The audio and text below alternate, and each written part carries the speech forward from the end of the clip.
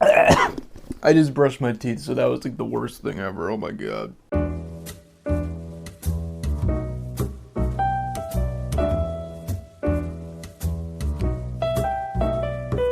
Hey everyone. Worst of the year here, the internet's busiest movie nerd. And it's time for a review of the movies of the year that I didn't quite care for. Something I do want to address is that a lot of people have been actively speaking against worst of the year lists because it's just disrespectful and punching below someone's weight. And I can see that point, but at the same time, if we're not going to offer film criticism in any capacity, we're not going to get better films. We're not going to see improvements in any areas. So I still think respectful film criticism in some form is warranted. And I do look back on some of my worst of the year lists and kind of cringe on how fluent I was with the words terrible and this sucks and stuff like that. So I'm going to try my best. I'm genuinely going to try to be as respectful as possible in this video, but at the same time, if I feel like someone really deserves it or has earned a decent diss, they're gonna get one. Now, I originally had Black Widow as my number 10 on this list, but one, I've talked about this movie to death. I don't need to insult it even more. And two, I just remembered a comedy that was so painfully unfunny and disappointing that it probably deserves the spot over it, and that is Eric Andre's Bad Trip. I'm a fan of Eric Andre, but I found season 5 of the Eric Andre show to be pretty disappointing, just to me personally. And this movie was kind of in that same vein. Maybe it's just me growing up and just getting over the Eric Andre sense of humor, but none of this was really funny to me. And I'm also not really a fan of Tiffany Haddish in general, so her stuff didn't really work for me also. There was one scene with a gorilla in a zoo. That was maybe the funniest thing I've seen all year. That was pretty good. But other than that, I was just at a deficit of laughs. There were 0 har-hars on the har-har meter. So, is this even a comedy at that point? Number 9 on this list is a movie I was going to review. I filmed a review for. I actually got the G Fuel cans just to do a review for it, and the G Fuel flavor sucked. But Venom Let There Be Carnage, it was a sequel that it kind of broke me. It took all the really fun elements of the first movie, like the camaraderie between Eddie and the symbiote, but the problem is it extended that to like the entire runtime, so it became really exhausting by the end. And Woody Harrelson as Carnage, I mean, I have to give him credit. He went A+ for effort, but it felt like I was watching Batman and Robin at a point, because he like jumps on a cash register in a gas station, beats a guy up, uses his symbiote to somehow hack some computer interface. It's a Venom movie out of 10 at this point. Venom is just its own genre. And the pace of this movie was just like such a headache to me, because it was 90 minutes, which I really like short and to the point movies, but it went so fast that like I felt like I drank 5 G Fuels and someone just shoved my face with Sour Patch Kids, so my tongue was just completely burned, and I was just sitting there like... Number 8 on my list is a movie by Zack Snyder. Now, of the 2 Zack Snyder movies coming out this year, this was the one I expected to be pretty good, to be a return to form, because, you know, what's it called? Oh my gosh, Dawn of the Dead? That's a fun zombie movie. It's a fun movie, but for some reason, Army of the Dead just didn't work in the same way for me. It feels a little bloated. The characters... He does give time to the characters, but I still wasn't really in love with them personally. And the biggest flaw of this movie was the visual style, which is usually what makes up the gap when it's kind of lacking on story in a Zack Snyder movie. But his really narrow, like, shallow depth of field throughout the movie, where everything's going in and out of focus, was just so tedious and just not pleasant to look at all. I was pretty disappointed. I mean, there is fun to be had in this movie. I do like the zombie tiger thing in this movie, and some of the gore is pretty fun. I like the slow motion montage at the beginning. Zack Snyder really knows how to throw together a montage. But yeah, this one unfortunately just did not work for me. Number 7 on our list is a movie that represents a trend that I really despised in 2021, and that is using nostalgia bait to just captivate the audience and kind of use it as an excuse for lack of any real plot, and that is Halloween Kills. I enjoyed the Halloween remake. I do think some of the comedy went a bit overboard, and it wasn't exactly for me, but I respected what it represented. It was a decent way to reinvigorate the franchise. But this one it went a direction that I didn't care for. It really felt like it underutilized a lot of the characters we would want to see, especially Laurie Strode, who was just in the hospital for the entire movie. You don't bring back Jamie Lee Curtis to just have her sit in a hospital bed for 90 minutes. And the nostalgia in this movie is incredibly obnoxious. I mean, they bring back a kid from the first movie who didn't really have any presence, but because he was in the original, remember nostalgia? And if you turn your brain off and just enjoy the gore, there is fun to be had. It definitely delivers in that department. But where it doesn't really satisfy is through the fact that every character who gets murdered is the biggest idiot on the planet. So I have no reason to care if little Timmy just gets slain. Is that the right word? He just gets murked. Yeah, I just didn't really care for this one. But another movie that I didn't care for that was also in the horror vein is Neil Blomkamp's Demonic. This is his first movie since Chappie, and it feels like the concept he's going for, they're interesting, they're there, but they're all baked in this really shallow horror movie that doesn't completely come together. I've been saying that a lot in this list, but this one, it kind of felt like a Black Mirror episode that just didn't work. I was enjoying the first 30 or so minutes, but then it just kind of meanders, and there's this whole weird, like, priest, army, weird angle that they bring up toward the end, like these priests who have guns and are gonna go kill demons, and it's like, what? Like, this could be kind of fun, but then they die off screen. Like why? But why though? Number 5 on our list is a movie I do not need to be respectful to at all. It's the epitome of using nostalgia bait and just being a corporate product that's completely annoying and disrespectful to anyone's intelligence. But it's a movie that I had so much fun with, I can't lie. That is Space Jam: A New Legacy. Oh my god. I actually hadn't seen the first Space Jam, so I watched that before seeing this, and I actually really enjoyed it. It's the perfect guilty pleasure movie that is not a great movie, but damn, it's so fun. But this movie, it's like them trying to do a modern take on it with LeBron James, who is not as good an actor as Michael Jordan. Put that through your head. And on top of that, they do this whole Warner Brothers angle that is so corporate and gross that it just makes it so tedious to watch. I mean, they dig up every character from every Warner Brothers thing just to have them in the audience. They don't serve any purpose. I had fun with this movie. I had fun laughing at it because it's definitely a so bad it's good. Not in the way that the first Space Jam was, because that movie is definitely charming in a way. This movie is not charming. It's corporate and kind of insulting. But sometimes I just like a mess. And this was kind of a fun mess to me. But I was going to say terrible, but a very not good mess. Number 4 on this list is my most disappointing movie of the year. A movie that I didn't even know was coming out until a month or two prior. And I was very excited because it's a franchise that I really have loved. I think it's been a franchise that has showcased up-and-coming horror talent in such a great and effective way, especially in the second movie. But VHS 94, this movie made me sad. Because, like I mentioned, VHS, at least the first two, was such a great way to showcase horror talent.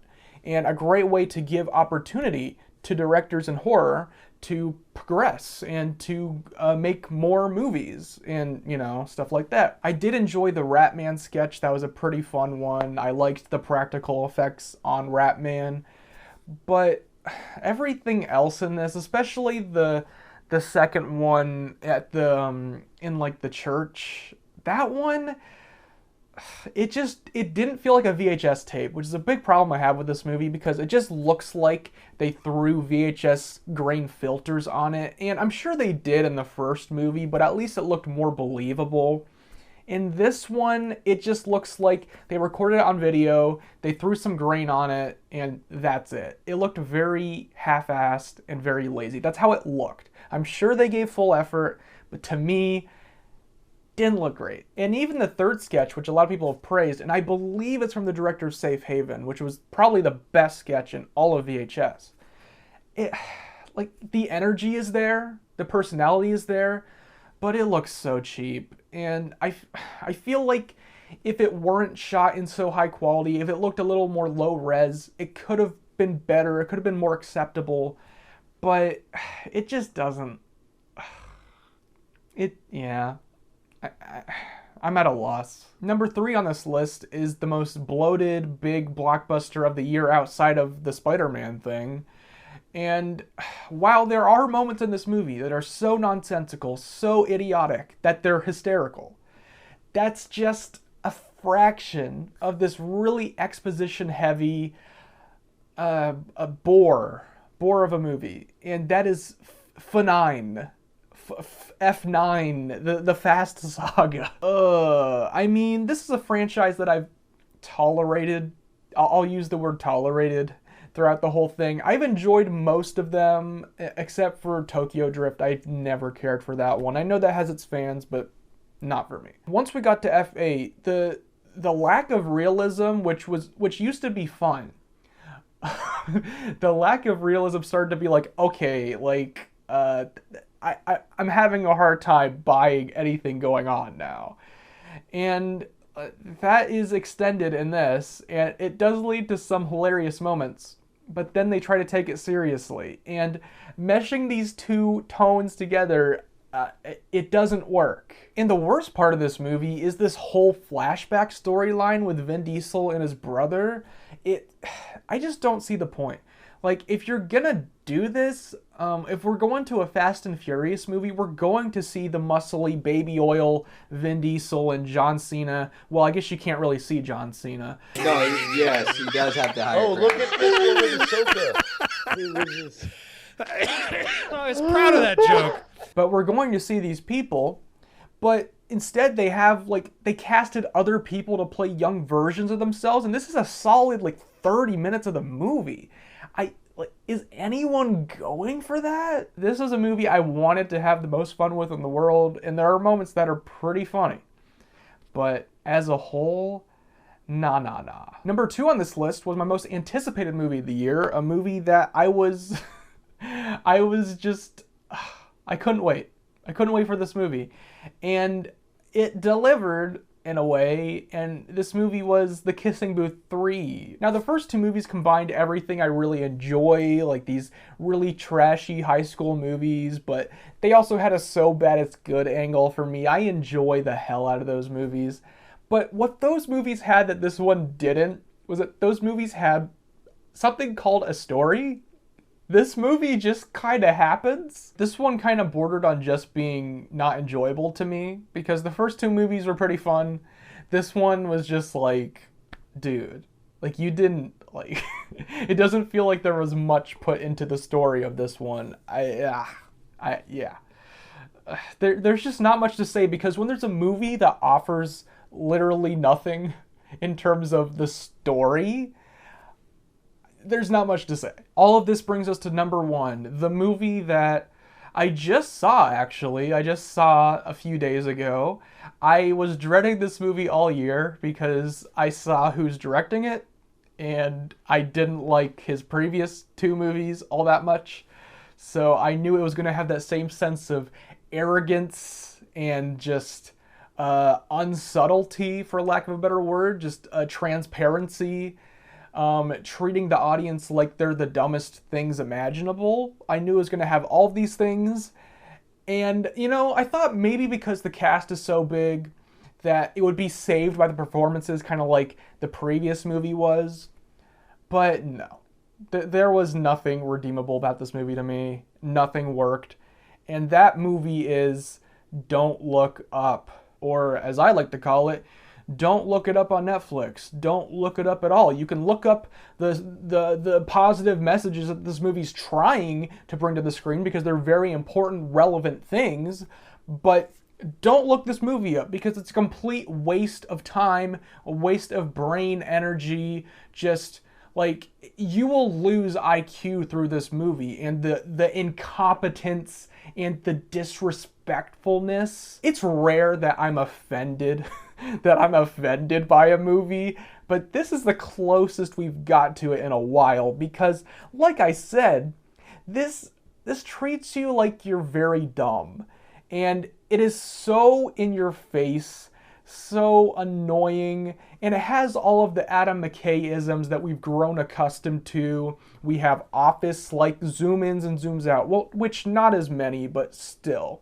And then you have the out of focus, in focus, really annoying shallow depth of field that it's using, and the editing choices that just melt my brain and make me want to never watch a movie again. I'm sorry, but putting text on the screen to be witty and to over-explain something is not cool, and it hasn't been for quite a while. Politically, I completely agree with everything Adam McKay is trying to say. The world is going to crap.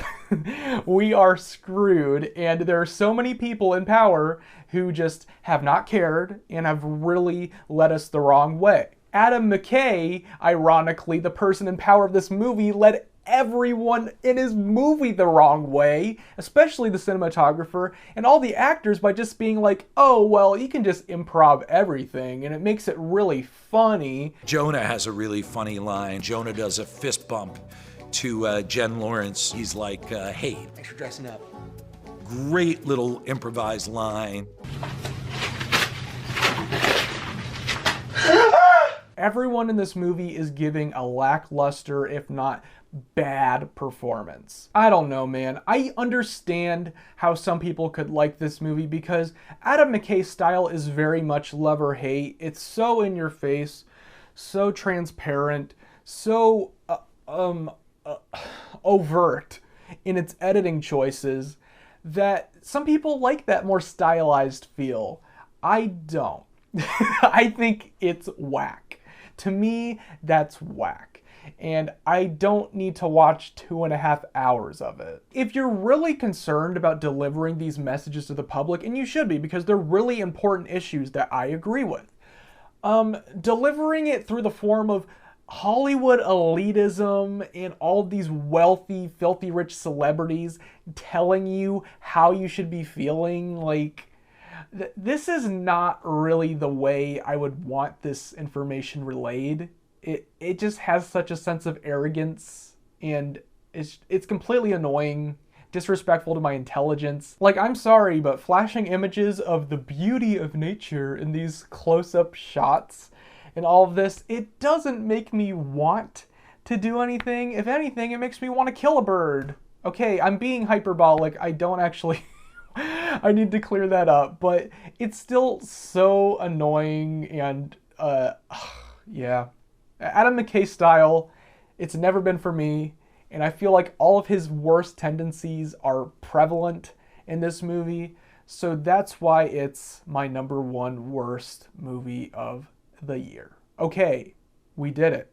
We got through all these movies. Okay, I feel like I was respectful for at least 9 of those. That last one, debatable. But you know what? It made me feel some kind of way. So, sorry. Thanks again for watching, everyone. Now, I do want to make a best of the year list because I do want to bring attention to a lot of great stuff that came out this year.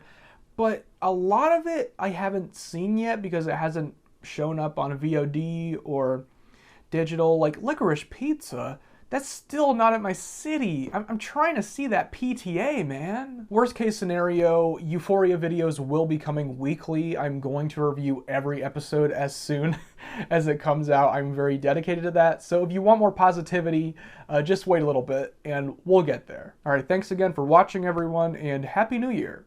Let's see what we got. Vegetables!